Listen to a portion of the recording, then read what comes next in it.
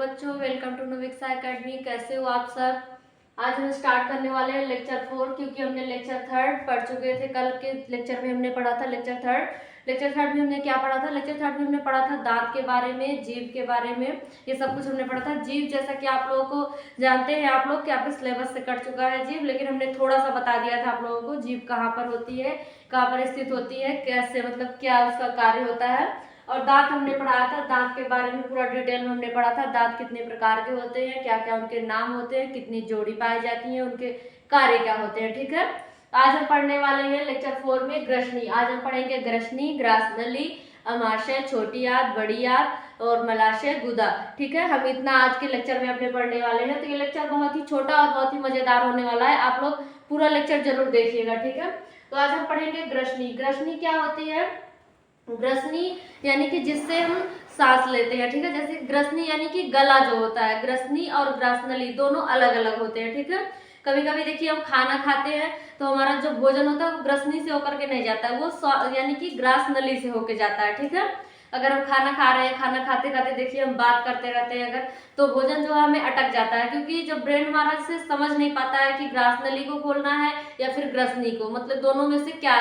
या इसीलिए वजह से जैसे हम चावल या रोटी कुछ भी खाते रहते हैं तो वो भोजन का बहुत छोटा पार्टिकल जो होता है वो भी अगर गले में अटक गया तो हमें खांसी आने लगती है, पलटी हो जाती है। ठीक है, तो इसलिए हमें भोजन करते वक्त बात नहीं करनी चाहिए, आराम से भोजन करिए ताकि आपका भोजन जो है सीधा ग्रसनली से होकर के आपके अमाशय तक पहुंच जाए। ठीक है, अब हम पढ़ेंगे ग्रसनी के बारे में। ग्रसनी क्या होता है। ग्रसनी गले से यानी कि जब भोजन जाता है उसमें एक बड़ा सा छिद्र होता है, जिससे जो है गले से थोड़ा नीचे उतरता है, उसके नीचे ग्रासनली होती है और उसी ग्रासनली से होकर के भोजन हमारे अमाशय में चला जाता है। ठीक है, तो हम इसे नोट कर लेते हैं। नोट करके अगर हम पढ़ेंगे ज्यादा बढ़िया समझ में आएगा, तो हम पहले इसे नोट करेंगे पूरा इस पे बोर्ड पे, और उसके बाद हम इसको लिखेंगे, आप लोग लिखेंगे और बताएंगे। ठीक है, हम लिखते हैं ग्रासनली क्या होता है। ग्रसनी, ग्रसनी इसमें, हाँ, तो हमने ग्रसनी के बारे में कुछ पॉइंट नोट किए हैं जिसे आप लोग अपनी नोटबुक में लिख लेंगे, और उसके बाद हम आप लोगों को इसको डिटेल में समझा देते हैं।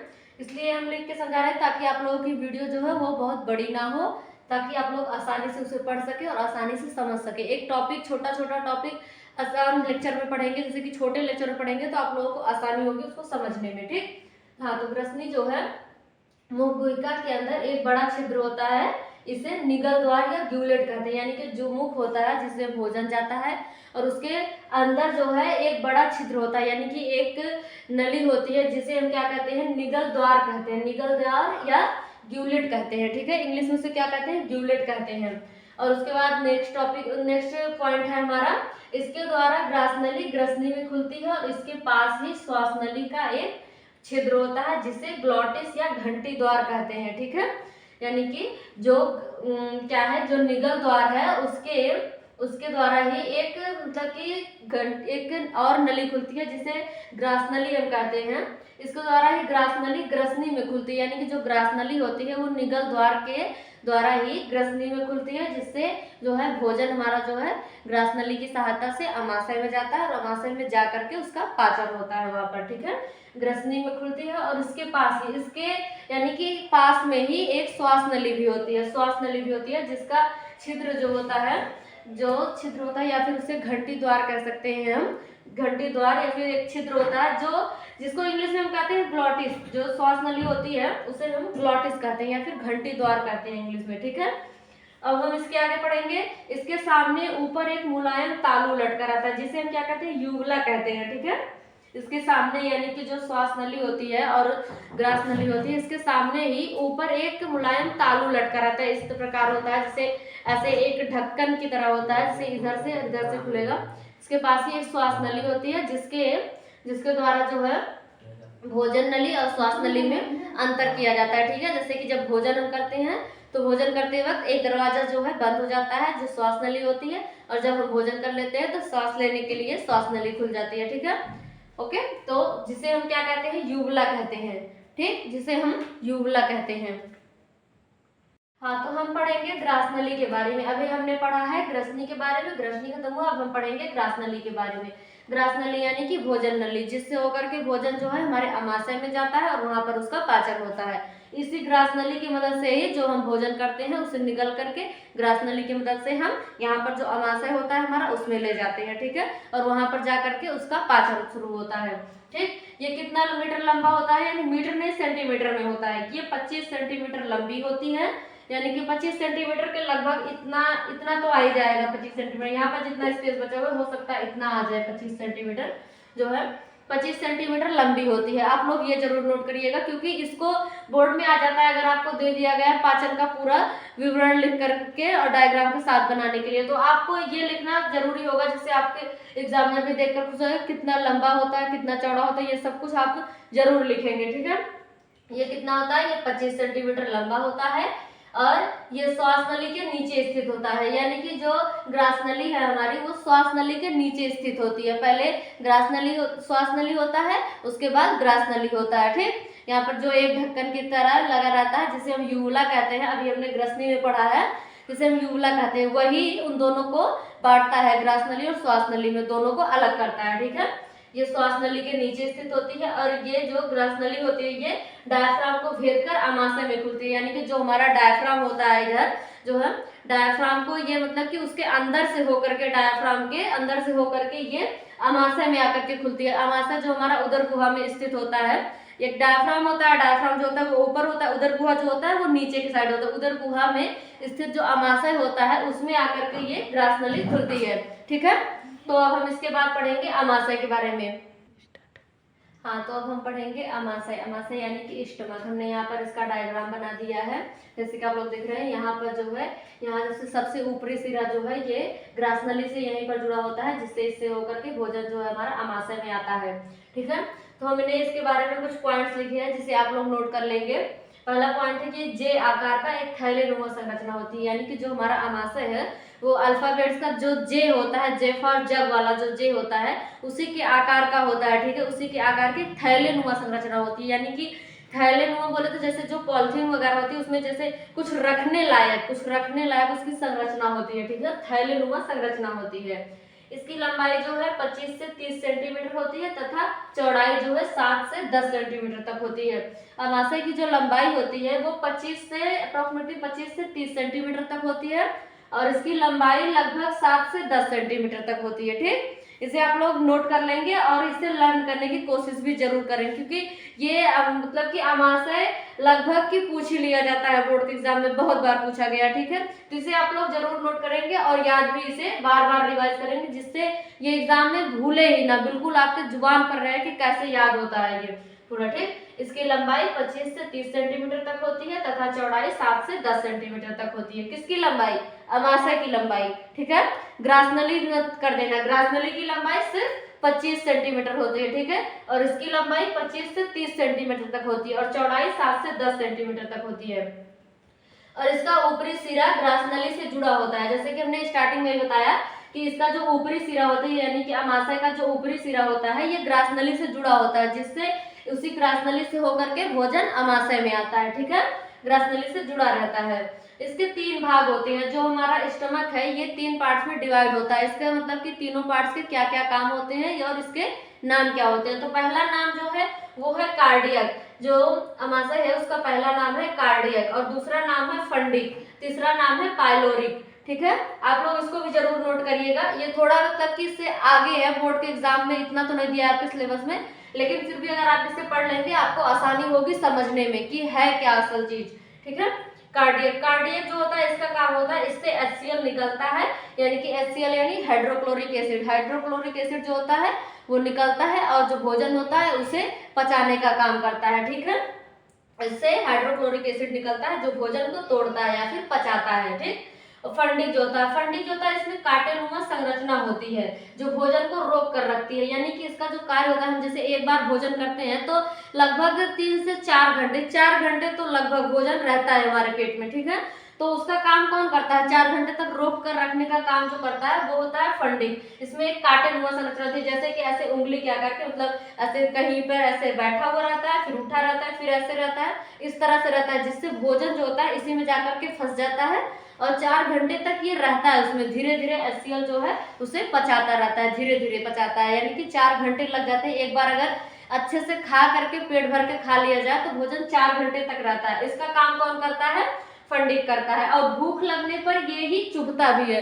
जैसे कि हमने बहुत देर से अगर भोजन नहीं किया, यानी कि 4 घंटे तक तो रहता है, अगर 6-7 घंटे हो गए, 8 घंटे हो गए, लगभग हमने भोजन नहीं किया, तो हमारे पेट में ऐसा लगता है ना कि जैसे कुछ जैसे चुभ रहा हो, जो हम कहते हैं कि पेट में मेरे चूहे काट रहे हैं, ऐसा सब लोग कहते हैं ना कि मुझे भूख लगी, मेरे पेट में चूहे काट रहे हैं। तो असल में वो चूहा नहीं होता है, वो यही फंडिक होता है। फंडिक की जो कांटेनुमा संरचना होती है इसकी, वही जो है हमारे पेट में चुभने लगती है कि अब मुझे भोजन दो, अब मुझे भोजन दो, नहीं तो मैं तुम्हें काटूंगा। ठीक है, तो अब से ये मत कहना कि जो है मेरे पेट में चूहे काट रहे हैं। ठीक, आप लोग क्या कहेंगे कि फंडिक की जो कांटेनुमा संरचना है मेरे पेट में, वो मुझे चुभ रही है, वो कह रही है कि भोजन ले आओ पेट में। ठीक है, और भूखा रखने पर जो भोजन को मतलब ना करने पर चुभता है। तीसरा पॉइंट हमारा जो है वो है पाइलोरिक। पाइलोरिक जो होता है इससे जठर रस निकलता है, यानी कि गैस्ट्रिक जूस निकलता है। ठीक है, यही जो होता है पाइलोरिक जो होता है, तीसरा पॉइंट जो है, इसी से जठर रस निकलता है। और वो जठर रस क्या होता है? रेनिन और पेप्सिन होता है। रेनिन जो होता है वो जैसे कि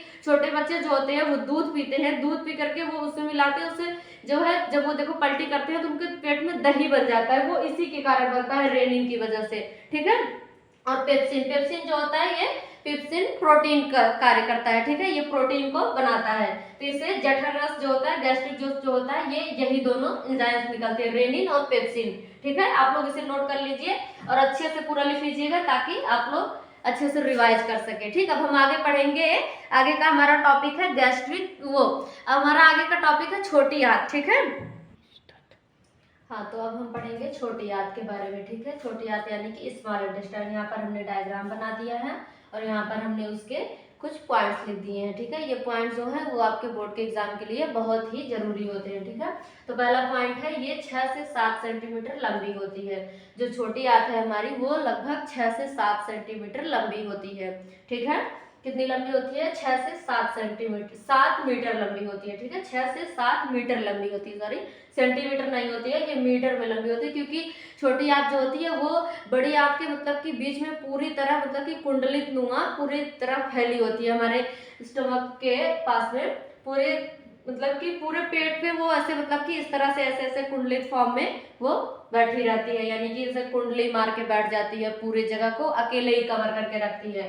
इसलिए ये 6 से 7 मीटर लंबी होती है। ठीक है, क्योंकि इसकी लंबाई ज्यादा होती है तो इसे जगह भी ज्यादा चाहिए, लेकिन अब इतना जगह तो रहता नहीं है, तो इसलिए इसको कुंडलित फॉर्म में कर देते हैं, यानी कि इसको मोड़ मोड़ के रख दिए हैं।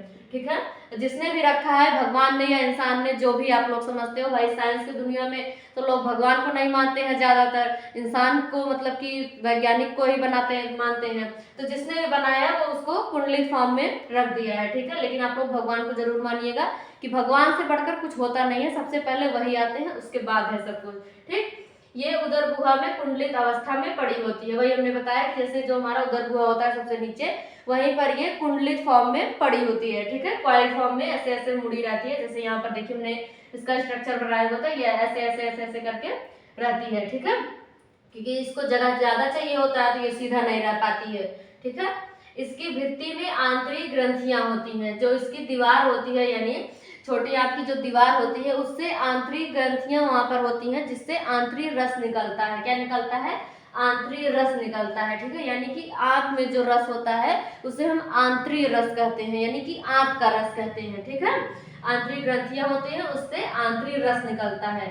फिर नेक्स्ट पॉइंट है हमारा, इसकी भित्ति में अंगुली के आकार के रसांकुर होते हैं, जो भोजन का अवशोषण करते हैं।